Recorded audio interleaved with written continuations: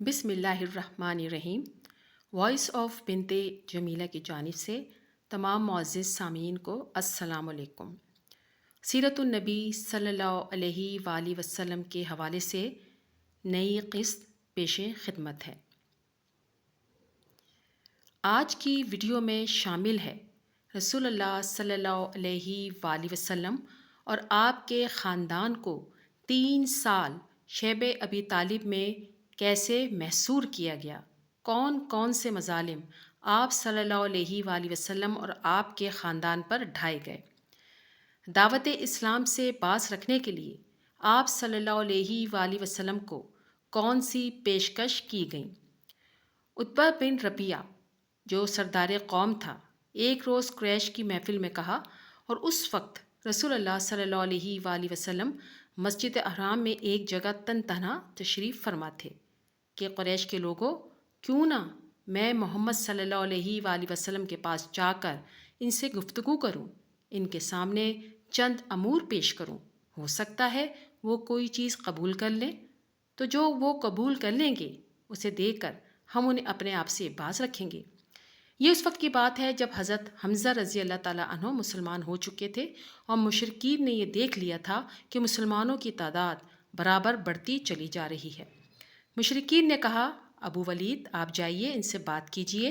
इसके बाद उक़बा उठा और रसूल अल्लाह सल्लल्लाहु अलैहि वसल्लम के पास जाकर बैठ गया। फिर बोला, भतीजे, हमारी कौम में तुम्हारा मर्तबा व मकाम है और जो बुलंद पाया नसब है वो तुम्हें मालूम ही है, और अब तुम अपनी कौम में एक बड़ा मामला लेकर आए हो जिसकी वजह से तुमने उनकी जमात में तफर्रुका डाल दिया, इनकी अक्लों को हमायत से दो चार कर दिया, इनके माबूदों और इनके दीन की ऐब चीनी की और इनके जो आबा और अजदाद गुजर चुके हैं उन्हें काफिर ठहराया। लिहाजा मेरी बात सुनो, मैं तुम पर चंद बातें पेश कर रहा हूँ, इन पर गौर करो, हो सकता है कोई बात कबूल कर लो। रसूल अल्लाह सल्लल्लाहु अलैहि वसल्लम ने फरमाया, अबू वलीद कहो, मैं सुनूंगा। अबू वलीद ने कहा, भतीजे, ये मामला जिस तरह तुम लेकर आते हो, अगर इससे तुम ये चाहते हो कि माल हासिल करो तो हम तुम्हारे लिए इतना माल जमा किए देते हैं कि तुम हम में सबसे ज़्यादा मालदार हो जाओ, और अगर तुम ये चाहते हो कि अज़ाज़ मर्तबा हासिल करो तो हम तुम्हें अपना सरदार बना लेते हैं, यहाँ तक कि तुम्हारे बगैर किसी मामले का फ़ैसला नहीं करेंगे, और अगर तुम चाहते हो कि बादशाह बन जाओ तो हम तुम्हें अपना बादशाह बना ही लेते हैं, और अगर ये बात तुम्हारे पास आता है कोई जिन भूत है जिसे तुम देखते हो लेकिन अपने आप से दफ़ा नहीं कर सकते, तो हम तुम्हारे लिए इसका इलाज तलाश किए देते हैं, और इस सिलसिले में हम इतना माल खर्च करने को तैयार हैं कि तुम शफायाब हो जाओ, क्योंकि कभी कभी ऐसा होता है कि जिन भूत इंसान पर गालिब आ जाता है और उसका इलाज करवाना पड़ता है। उत्बा ये बातें कहता रहा और रसूलुल्लाह सल्लल्लाहु अलैहि वसल्लम सुनते रहे। जब अब फारिग हो जा तो आपने फरमाया, अबुल वलीद तुम फारिग हो गए? उसने कहा, हाँ। आपने फरमाया, अच्छा अब मेरी बात सुनो। उसने कहा, ठीक है, सुनूंगा। आप सल्लल्लाहु अलैहि वसल्लम ने बिस्मिल्लाहिर्रहमानिर्रहीम हामीम, ये रहमान और रहीम की तरफ से नाजिल की हुई ऐसी किताब है जिसकी आयतें खोल खोल कर बयान कर दी गई हैं। अरबी कुरान इन लोगों के लिए जो इल्म रखते हैं बिशारत देने वाला और डराने वाला है, लेकिन अक्सर लोगों ने एराज़ किया और वो सुनते नहीं। कहते हैं कि जिस चीज़ की तरफ तुम हमें बुलाते हो इसके लिए हमारे दिलों पर पर्दा पड़ा हुआ है। रसूलुल्लाह सल्लल्लाहु अलैहि वसल्लम आगे पढ़ते जा रहे थे और उक़बा अपने दोनों हाथ पीछे ज़मीन पर टेके चुपचाप सुनता जा रहा था। जब आप सजदे की आयत पर पहुँचे तो आपने सजदा किया। फिर फरमाया, अबुल वलीद तुमने जो कुछ सुना था सुन चुके, अब तुम जानो, तुम्हारा काम जाने। उत्बा उठा और सीधा अपने साथियों के पास आया। उसे आता देखकर मुशरिकीन ने आपस में एक दूसरे से कहा, खुदा की कसम अबू वलीद तुम्हारे पास वो चेहरा लेकर नहीं आ रहे जो चेहरा लेकर गया था। फिर जब अबू वलीद आकर बैठ गया तो लोगों ने पूछा, अबू वलीद पीछे की क्या खबर है? उसने कहा, पीछे की खबर यह है कि मैंने एक ऐसा कलाम सुना है कि वैसा कलाम वल्लाह मैंने कभी नहीं सुना। खुदा की कसम वो ना शायर हैं, ना जादू, ना कहानत। कुरैश के लोगों, मेरी बात मानो और इस मामले को मुझ पर छोड़ दो। मेरी राय यह है कि इस शख्स को इसके हाल पर छोड़कर अलग थलग बैठ रहो। खुदा की कसम मैंने जिसका जो कौल सुना है इसे कोई ज़बरदस्त वाक़या रूनुमा होकर रहेगा। फिर अगर इस शख्स को अरब ने मार डाला तो तुम्हारा काम दूसरों के ज़रिए अंजाम पा जाएगा। اور اگر یہ شخص عرب پر غالب آ گیا تو اس کی بادشاہت تمہاری بادشاہت اور اس کی عزت تمہاری عزت ہوگی، اور اس کا وجود سب سے بڑھ کر تمہارے لیے سعادت کا باعث ہوگا۔ لوگوں نے کہا، ابو ولید خدا کی قسم، تم پر بھی اس کی زبان کا جادو چل گیا؟ ولید نے کہا، اس شخص کے بارے میں میری رائے یہی ہے، اب تمہیں جو ٹھیک ہو معلوم ہو وہ کرو۔ ایک دوسری روایت میں ہے، یہ مذکور ہے کہ نبی کریم صلی اللہ علیہ وآلہ وسلم نے جب تلاوت شروع کی تو عتبہ چپ چاپ سنتا رہا۔ جب آپ اللہ تعالیٰ کے اس قول پر پہنچے، پس اگر وہ روح گردانی کریں تو تم کہہ دو کہ میں تمہیں عاد اور سمود کی کڑک جیسی ایک کڑک کے خطرے سے آگاہ کر رہا ہوں۔ تو عتبہ تھرا کر کھڑا ہو گیا اور یہ کہتے ہوئے اپنا ہاتھ رسول اللہ صلی اللہ علیہ وآلہ وسلم کے منہ پر رکھ دیا کہ ہمیں آپ کو اللہ کا اور قرابت کا واسطہ دیتا ہوں کہ ایسا نہ کریں، کہ اسے خطرہ تھا کہ کہیں یہ ڈراوا آن نہ پڑے۔ اس کے بعد وہ قوم کے پاس گیا اور مذکورہ گفتگو ہوئی۔ ابو طالب بنی ہاشم اور بنی مطلب کو جمع کرتے ہیں۔ حالات کی رفتار بدل چکی تھی، گرد و پیش کے ماحول میں فرق آ چکا تھا، لیکن ابو طالب کے اندیشے برقرار تھے۔ انہیں مشرکین کی طرف سے اپنے بھتیجے کے متعلق برابر خطرہ محسوس ہو رہا تھا۔ وہ پچھلے واقعات پر برابر غور کر رہے تھے۔ مشرکین نے انہیں مقابلہ آرائی کی دھمکی دی تھی، پھر ان کے بھتیجے کو عمارہ بن ولید کی اوس حاصل کر کے قتل کرنے کے لیے سودا بازی کی کوشش کی تھی۔ ابو جہل ایک بھاری پتھر لے کر ان کے بھتیجے کا سر کچلنے اٹھا تھا۔ عقبہ بن ابی معیط نے چادر لپیٹ کر گلا گھونٹنے اور مار ڈالنے کی کوشش کی تھی۔ خطاب کا بیٹا تلوار لے کر ان کا کام تمام کرنے نکلا تھا۔ ابو طالب ان واقعات پر غور کرتے تو انہیں ایک ایسے سنگین خطرے کی بو محسوس ہوتی جس سے ان کا دل کانپ اٹھتا۔ انہیں یقین ہو چکا تھا کہ مشرکین ان کا عہد توڑنے اور ان کے بھتیجے کو قتل کرنے کا تہیہ کر چکے ہیں، اور ان حالات میں خدا نہ خواستہ اگر کوئی مشرک اچانک آپ پر ٹوٹ پڑا تو حمزہ یا عمر یا کوئی شخص کیا کام دے سکے گا؟ ابو طالب کے نزدیک یہ بات یقینی تھی اور بہرحال صحیح بھی تھی، کیونکہ مشرکین علانیہ رسول اللہ صلی اللہ علیہ وآلہ وسلم کے قتل کا فیصلہ کر چکے تھے، اور ان کے اس فیصلے کی طرف اللہ تعالیٰ کے اس قول میں اشارہ بھی ہے۔ اگر انہوں نے ایک بات کا تہیہ کر رکھا ہے تو ہم بھی تہیہ کیے ہوئے ہیں۔ اب سوال یہ تھا کہ ان حالات میں ابو طالب کو کیا کرنا چاہیے۔ انہوں نے دیکھا کہ قریش ہر جانب سے ان کے بھتیجے کی مخالفت پر نکل پڑے ہیں، تو انہوں نے اپنے جد اعلیٰ عبد مناف کے دو صاحبزادوں ہاشم اور مطلب سے وجود میں آنے والے خاندانوں کو جمع کیا اور انہیں دعوت دی کہ اب تک وہ اپنے بھتیجے کی حفاظت اور حمایت کا جو کام تنہا انجام دیتے رہے ہیں، اب اسے سب مل کر انجام دیں۔ ابو طالب کی بات عربی حمیت کے پیش نظر ان دونوں خاندانوں کے سارے مسلم اور کافر افراد نے قبول کی، البتہ صرف ابو طالب کے بھائی ابو لہب ایک ایسا فرد تھا جس نے اسے منظور نہ کیا اور سارے خاندان سے الگ ہو کر مشرکین قریش سے جا ملا اور ان کا ساتھ دیا۔ اب میں آپ کو بتاؤں گی کہ مکمل بائیکاٹ کیسے کیا گیا۔ صرف 4 ہفتے یا اس سے بھی کم مدت میں مشرکین کو 4 بڑے بڑے دھچکے لگ چکے تھے، یعنی حضرت حمزہ رضی اللہ تعالیٰ عنہ نے اسلام قبول کیا، پھر حضرت عمر فاروق رضی اللہ تعالیٰ عنہ مسلمان ہوئے، پھر محمد صلی اللہ علیہ وآلہ وسلم نے ان کی پیشکش یا سودے بازی مسترد کر دی، پھر قبیلہ بنی ہاشم اور بنی مطلب کے سارے ہی مسلمان اور کافر افراد نے ایک ہو کر نبی کی حفاظت کا عہد و پیما کیا۔ اس سے مشرکین چکرا گئے۔ انہیں چکرانا ہی چاہیے تھا، کیونکہ ان کی سمجھ میں آ گیا تھا کہ اگر انہوں نے نبی کریم صلی اللہ علیہ وآلہ وسلم کے قتل کا اقدام کیا تو آپ کی حفاظت میں مکہ کی وادی مشرکین کے خون سے لالہ زار ہو جائے گی، بلکہ ممکن ہے ان کا مکمل صفایا ہی ہو جائے۔ اس لیے انہوں نے قتل کا منصوبہ چھوڑ کر ظلم کی ایک اور راہ تجویز کی، جو ان کی اب تک کی تمام ظالمانہ کارروائیوں سے زیادہ سنگین تھی۔ ظلم و ستم کا پیمان اس تجویز کے مطابق مشرکین وادی مصحف میں خیف بنی کنانہ کے اندر جمع ہوئے اور آپس میں بنی ہاشم اور بنی عبد المطلب کے خلاف یہ عہد و پیما کیا کہ نہ ان سے شادی بیاہ کریں گے، نہ خرید و فروخت کریں گے، نہ ان کے ساتھ اٹھیں گے بیٹھیں گے، نہ ان سے میل جول رکھیں گے، نہ ان کے گھروں میں جائیں گے، نہ ان سے بات چیت کریں گے۔ جب تک کہ وہ رسول اللہ صلی اللہ علیہ وآلہ وسلم کو قتل کرنے کے لیے ان کے حوالے نہ کر دیں۔ مشرکین نے اس بائیکاٹ کی دستاویزات کے طور پر ایک صحیفہ لکھا جس میں اس بات کا عہد و پیمان کیا گیا تھا کہ وہ بنی ہاشم کی طرف سے کبھی بھی کسی صلح کی پیشکش قبول نہیں کریں گے، نہ ان کے ساتھ کسی طرح کی مروت برتیں گے، جب تک کہ وہ رسول اللہ صلی اللہ علیہ وآلہ وسلم کو قتل کرنے کے لیے مشرکین کے حوالے نہ کر دیں۔ ابن قیم کہتے ہیں، کہا جاتا ہے کہ یہ صحیفہ منصور بن اکرمہ بن عامر بن ہاشم نے لکھا تھا اور بعد کے نزدیک نضر بن حارث نے لکھا تھا، لیکن صحیح بات یہ ہے کہ لکھنے والا عامر بن ہاشم تھا۔ رسول اللہ صلی اللہ علیہ وآلہ وسلم نے اس پر بد دعا کی اور اس کا ہاتھ شل ہو گیا۔ بہرحال یہ عہد و پیمان طے پا گیا اور صحیفہ خانہ کعبہ کے اندر لٹکا دیا گیا۔ اس کے نتیجے میں ابو لہب کے سوا بنی ہاشم اور بنی مطلب کے سارے افراد، خواہ مسلمان رہیں یا کافر، سمٹا کر شیب ابی طالب میں قید ہو گئے۔ یہ نبی کریم صلی اللہ علیہ وآلہ وسلم کی بعثت کے 7ویں سال محرم کی چاند رات کا واقعہ ہے۔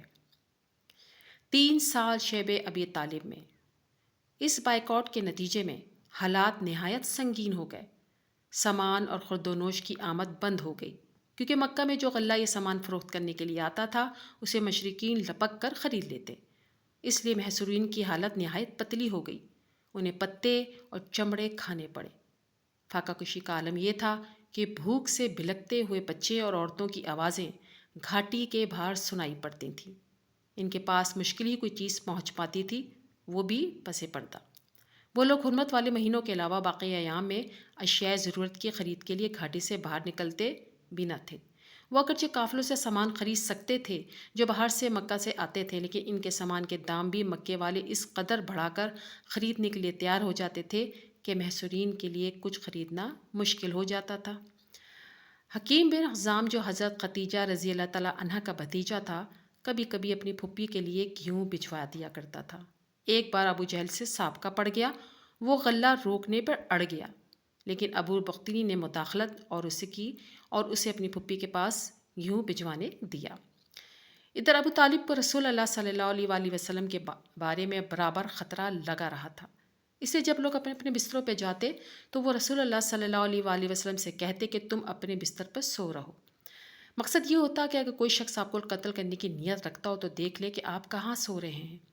پھر جب لوگ سو جاتے تو ابو طالب آپ کی جگہ بدل دیتے، یعنی اپنے بیٹوں، بھائیوں یا بھتیجوں میں سے کسی کو رسول اللہ صلی اللہ علیہ وآلہ وسلم کے بستر پر سلا دیتے اور رسول اللہ صلی اللہ علیہ وآلہ وسلم سے کہتے تم اس کے بستر پر چلے جاؤ۔ اس محصوری کے باوجود رسول اللہ صلی اللہ علیہ وآلہ وسلم دوسرے مسلمان حج کے ایام میں باہر نکلتے تھے اور حج کے لیے آنے والوں سے مل کر انہیں اسلام کی دعوت دیتے تھے۔ اس موقع پہ ابو لہب کی جو حرکات ہوا کرتی تھی اس کا ذکر پچھلے صفحات میں آ چکا ہے۔ ان حالات میں پورے 3 سال گزر گئے۔ اس کے بعد صحیفہ چاک کیا جاتا ہے۔ اس کے بعد محرم 10 نبوت میں صحیفہ چاک کیے جانے اور اس کا ظالمانہ عہد و پیمان کو ختم کیے جانے کا واقعہ پیش آیا۔ اس کی وجہ یہ تھی کہ شروع ہی سے قریش کے کچھ لوگ اگر اس عہد و پیمان سے راضی تھے تو کچھ ناراض بھی تھے، اور انہی ناراض لوگوں نے اس صحیفے کو چاک کرنے کی تک و دو کی۔ اس کا اصل محرک قبیلہ بنو عمر بن لوئی کا ہشام بن عمرو نامی ایک شخص تھا۔ یہ رات کی تاریکی میں چپکے شیب ابی طالب کے اندر غلہ بھیج کر بنو ہاشم کی مدد بھی کرتا تھا۔ یہ زہیر بن ابی امیہ مخزومی کے پاس پہنچا۔ زبیر کی ماں عاتقہ عبد المطلب کی صاحبزادی یعنی ابو طالب کی بہن تھی، اور اس سے کہا، زہیر کیا تمہیں یہ گوارا ہے کہ تم مزے سے کھاؤ پیو، تمہارے ماموں کا یہ حال ہو جسے تم جانتے ہو؟ زہیر نے کہا، افسوس میں تن تنا کیا کر سکتا ہوں، ہاں اگر میرے ساتھ کوئی اور آدمی ہوتا تو میں صحیفوں کو پھاڑنے کے لیے یقیناً اٹھ پڑتا۔ اس نے کہا، اچھا تو ایک آدمی اور موجود ہے؟ پوچھا، کون ہے؟ کہا، میں ہوں۔ زہیر نے کہا، اچھا تو اب تیسرا آدمی تلاش کرو۔ اس پر ہشام متم بن عدی کے پاس گیا اور بنو ہاشم بن مطلب سے جو کہ عبد مناف کی اولاد تھے متم کے قریبی نسبی تعلق کا ذکر کر کے اسے ملامت کی کہ اس نے اس ظلم پر قریش کی ہمنوائی کیوں کر کی۔ یاد رہے کہ متم بھی عبد مناف ہی کی نسل سے تھا۔ متم نے کہا، افسوس میں تن تنا کیا کر سکتا ہوں۔ ہشام نے کہا، ایک آدمی اور موجود ہے۔ متم نے پوچھا، کون ہے؟ ہشام نے کہا، زہیر بن ابی امیہ۔ متم نے کہا، اچھا ایک چوتھا آدمی تلاش کرو۔ اس کی دلیل یہ بھی ہے کہ ابو طالب کی وفات صحیفہ پھاڑے جانے کے 6 ماہ بعد ہوئی۔ اور صحیح بات یہ کہ ان کی موت رجب کے مہینے میں ہوئی تھی، اور جو لوگ یہ کہتے ہیں کہ ان کی وفات رمضان میں ہوئی تھی، وہ یہ بھی کہتے ہیں کہ ان کی وفات صحیفہ پھاڑے جانے کے 6 ماہ بعد ہوئی، جبکہ 8 ماہ اور چند دن بعد ہوئی تھی۔ دونوں صورتوں میں وہ مہینہ جس میں صحیفہ پھاڑا گیا محرم ثابت ہوتا ہے۔ اس پر حشام بن عمرو ابو البختری بن حشام کے پاس گیا، ان سے اسی طرح کی گفتگو کی جیسے متن سے کی تھی۔ اس نے کہا بھلا کوئی اس کی تائید بھی کرنے والا ہے؟ حشام نے کہا ہاں۔ پوچھا کون؟ کہا زہیر بن ابی امیہ، متن بن عدی اور میں۔ اس نے کہا اچھا تو اب 5واں آدمی ڈھونڈو۔ اس کے لیے حشام زمہ بن اسود بن مطلب بن اسد کے پاس گیا اور ان سے گفتگو کرتے ہوئے بنو ہاشم کی قرابت اور ان کے حقوق یاد دلائے۔ اس نے کہا بھلا جس کام کے لیے مجھے بلا رہے ہو اس سے کوئی اور بھی متفق ہے؟ حشام نے حسبات میں جواب دیا، ان سب کے نام بتلائے۔ اس کے بعد ان لوگوں نے جمع ہو کر آپس میں یہ عہد و پیما کیا کہ صحیفہ چاک کرنا ہے۔ زہیر نے کہا میں ابتدا کروں گا، یعنی سب سے پہلے میں ہی زبان کھولوں گا۔ صبح ہی تو سب لوگ حسب معمول اپنی اپنی محفلوں میں پہنچ گئے۔ زہیر بھی ایک جوڑا زیبتن کیے ہوئے پہنچا، پہلے بیت اللہ کے 7 چکر لگائے، پھر لوگوں سے مخاطب ہو کر بولا مکے والو کیا ہم کھانا کھائیں، کپڑے پہنیں اور بنو ہاشم تباہ و برباد ہوں؟ نہ ان کے ہاتھ کچھ بیچا جائے نہ ان سے کچھ خریدا جائے۔ خدا کی قسم میں بیٹھ نہیں سکتا یہاں تک کہ اس ظالمانہ اور قرابت شکن صحیفے کو چاک کر دیا جائے۔ ابو جہل جو مسجد احرام کے ایک گوشے میں موجود تھا بولا تم غلط کہتے ہو، خدا کی قسم اسے پھاڑا نہیں جا سکتا۔ اس پر زمہ بن اسود نے کہا بخدا تم زیادہ غلط کہتے ہو، جب یہ صحیفہ لکھا گیا تھا تب بھی ہم اس سے راضی نہ تھے۔ اس پر ابو البختری نے گرہ لگائی زمہ ٹھیک کہہ رہا ہے، اس میں جو کچھ لکھا گیا ہے اس سے نہ ہم راضی ہیں اور نہ اسے ماننے کو تیار ہیں۔ اس کے بعد متن بن عدی نے کہا تم دونوں ٹھیک کہتے ہو اور جو اس کے خلاف کہتا ہے غلط کہتا ہے۔ ہم اس صحیفے سے اور اس میں جو کچھ لکھا ہوا ہے اس سے اللہ کے حضور برت کا اظہار کرتے ہیں۔ پھر حشام بن عمرو نے بھی اسی طرح کی بات کہی۔ یہ ماجرا دیکھ کر ابو جہل نے کہا یہ بات رات میں طے کی گئی ہے اور اس کا مشورہ یہاں کے بجائے کہیں اور کیا گیا ہے۔ اس دوران ابو طالب بھی حرم پاک کے ایک گوشے میں موجود تھے۔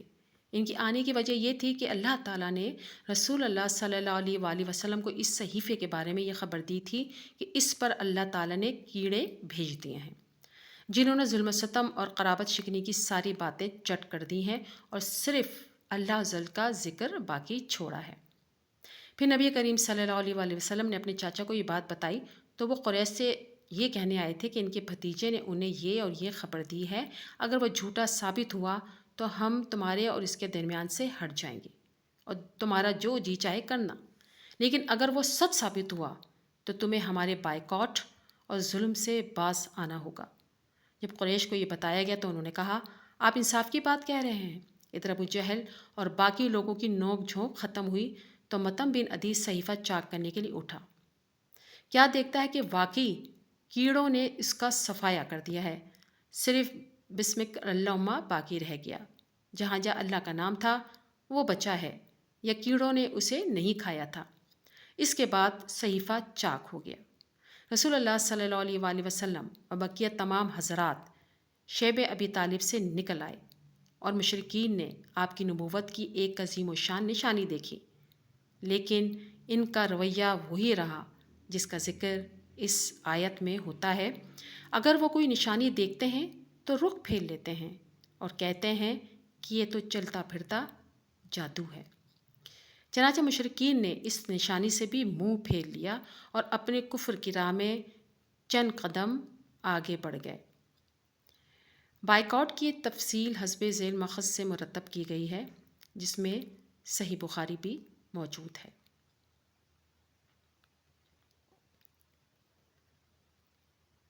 سیرت النبی صلی اللہ علیہ وآلہ وسلم کے حوالے سے باقی کی تفصیلات انشاءاللہ تعالی اگلی قسط میں پیش کروں گی۔ تمام دوستوں سے گزارش ہے کہ ایک مرتبہ درود ابراہیمی ضرور پڑھ لیجیے۔ جزاک اللہ خیر۔ ویڈیو اچھی لگے تو لائک کیجیے اور ثواب کی نیت سے لوگوں کو شیئر ضرور کیجیے۔